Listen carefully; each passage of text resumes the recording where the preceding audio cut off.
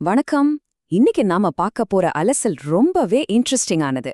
எதிர்காலத்தை கண்முன் நிறுத்துற ஒரு பிரம்மாண்டமான சினிமாவுக்கும் 20ஆம் நூற்றாண்டைச் சேர்ந்த மாபெரும் தமிழ் இலக்கிய ஜாம்பவானுக்கும் நடுவுல இருக்கிற ஒரு சுவாரஸ்யமான தொடர்பை தான் இன்னைக்கு நாம விரிவாக பார்க்க போறோம். இந்த இரண்டு கல்கிகளுக்கும் அப்படி என்னதான் சம்பந்தம்? வாங்க உள்ள போய் அலசுவோம். ஒரு பக்கம் பாத்தீங்கன்னா பிரபாஸ், அமிதாப் பச்சன், கமலஹாசன்னு பல பெரிய நட்சத்திரங்கள் நடிச்ச பிரம்மாண்டமான கல்கி 2898 AD சயின்ஸ் ஃபிக்ஷன் திரைப்படம். ஆனா இன்னொரு பக்கம் இருக்கிறது தான் நம்ம அசல் கல்கி. இவர்தான் வரலாற்று புனைவுகளின் முடிசூடாம் மன்னன், தீவிர சுதந்திர போராட்ட வீரர், 1899ல பிறந்த திரு ரா. கிருஷ்ணமூர்த்தி அவர்கள். இந்த ரெண்டுக்கும் இடையில இருக்கிற வித்தியாசம் ரொம்பவே ஆச்சரியமானது இல்லையா? சரி, இந்திய சிறுகதைகள் மற்றும் வரலாற்று நாவல்களின் அடையாளமா பார்க்கப்படுற இந்த அசல் கல்கி யாரு, அவர் எப்படி உருவானார்னு பார்க்கலாமா?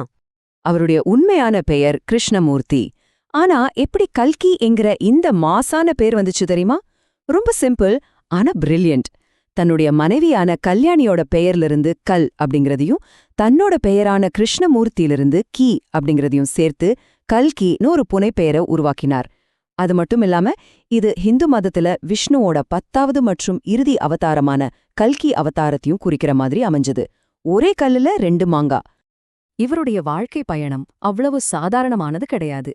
1899ல புத்தமங்கலம் அப்படிங்கிற கிராமத்துல ஒரு ஏழை குடும்பத்துல பிறந்து 1921ல தன்னோட படிப்பை பாதியிலேயே விட்டுட்டு காந்திஜியோட ஒத்துழையாமை இயக்கத்துல துணிச்சலா இறங்கினார். சுதந்திர போராட்டத்துக்காக பலமுறை சிறைவாசம் அனுபவிச்சார். அப்புறம் 1941ல கல்கி அப்படிங்கிற பேர்லயே சொந்தமா ஒரு பத்திரிகையை தொடங்கி எழுத்துலகையே ஆட்டி படைச்சார். ஒரு சாதாரண கிராமத்து இளைஞன் தேசத்துக்காகவும் எழுத்துக்காகவும் தன்னை எப்படி அர்ப்பணிச்சிருக்காருன்னு நினைக்கும் போதே சிலருக்குதுல்ல.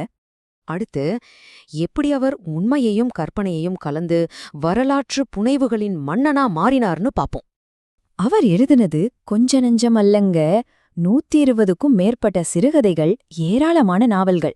பொன்னியின் செல்வன் மூலமா சோழர்களின் பிரம்மாண்டத்தையும், சிவகாமியின் சபதம் மூலமா 7ஆம் நூற்றாண்டு பல்லவ சாம்ராஜ்யத்தையும் நம்ம கண் முன்னாடியே கொண்டு வந்து நிறுத்தினார்.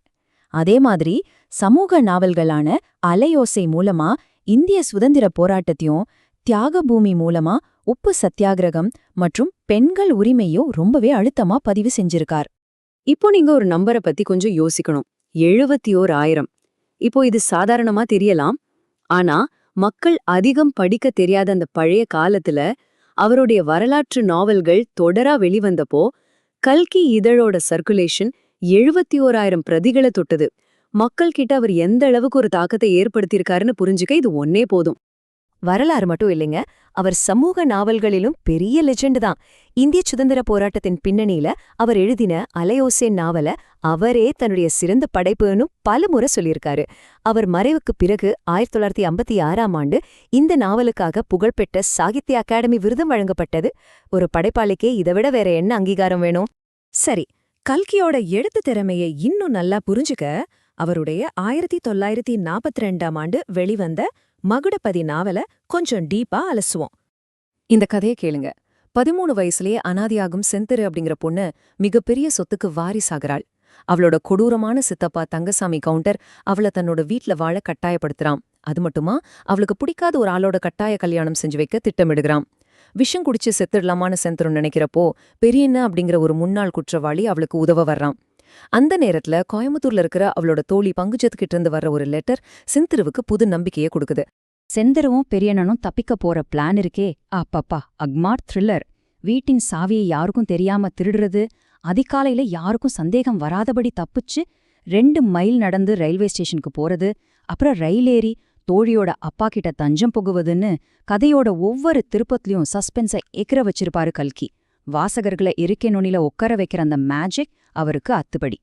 இறுதியா இத்தனை வருஷங்களை தாண்டியும் இவருடைய புகழ் எப்படி இந்திய ஊடகங்கள்ல நிலைச்சு நிக்குதுன்னு பார்க்கலாம்.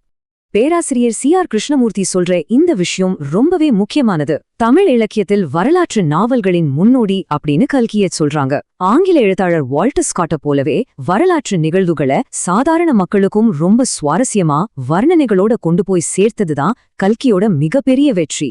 வரலாறுங்கிறது வெறும் போரடிக்கும் பாடம் இல்ல, அது ஒரு த்ரில்லிங்கான பயணம்னு நிரூபிச்சார்.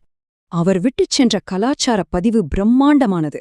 பல சிறுகதைகள், நாவல்கள்னு அவர் எழுதின அத்தனை படைப்புகளையும் தமிழ்நாடு அரசு நாட்டுடைமையாக்கியிருக்கு. அது மட்டுமா, அவர் கதை எழுதி வெளியான தியாக பூமி திரைப்படம் மக்கள் மனசுல சுதந்திர போராட்ட தீய மூட்டினதால அந்த படத்தை அப்பவே பிரிட்டிஷ் அரசாங்கம் தடை செஞ்சாங்க. எல்லாவற்றுக்கும் மேல அவர் எழுதின பொன்னியின் செல்வன் நாவல் நம்ம மணிரத்னம் டைரக்ஷன்ல பிரம்மாண்டமான 2 பாகங்கள் கொண்ட திரைப்படமா வந்து உலகெங்கும் எப்படி ஒரு மேஜிக் பண்ணுச்சுன்னு நம்ம எல்லாருக்குமே தெரியும்.